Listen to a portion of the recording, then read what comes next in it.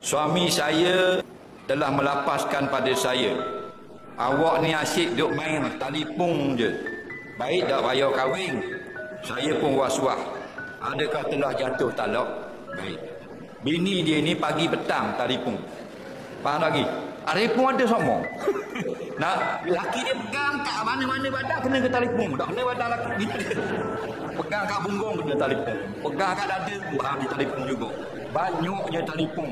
Nah, cakap khabar macam cakap ngebelu. Jadi dia tengok telefon, tak faham benda. Nah, ni penyakit baru ni. Dah. Dengar baik-baik. Kalau kita nikah, kena faham.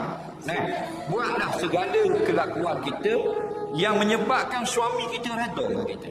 Nah, cara kita bercakap, cara kita menjawab soalan, cara kita bertanya, cara kita berinteraksi dengan dia, cara kita uruskan dia, biar suami kita suka.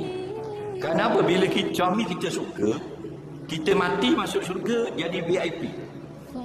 Nabi kata ayyamam ra'atin mata, mana-mana isteri yang mati, wa zawjuha radin anha, suami dia redha dengan dia, dakhalatul jannata ayya babin sya'at, dia akan masuk syurga ikut pintu yang dia pilih. Dia macam yang di-Pertuan Agong dia ni. Nampak? Jadi jaga-jagalah kalau suami ada depan kita, jangan main telefon. Bang, nak jawab WhatsApp kejap, kata gitu. Bang, nak tengok ni sekejap-sekejap je. Kata gitu. Suami kita tak apa. Ni sepanjang masa. Tanya dia macam tanya beruk.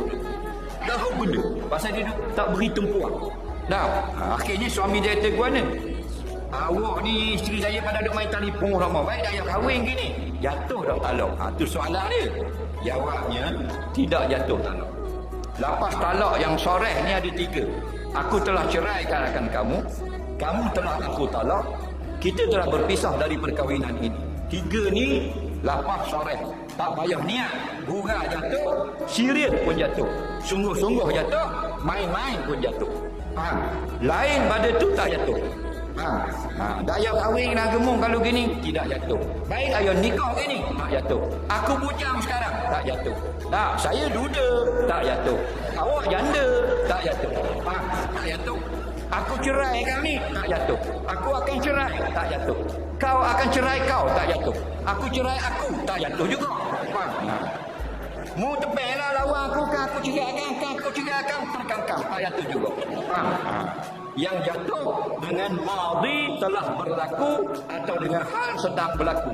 Kamu telah diceraikan, kamu sedang kena cerai, baru jatuh. Aku akan cerai dengan istiqbal akan datang, tak akan jatuh. Okey?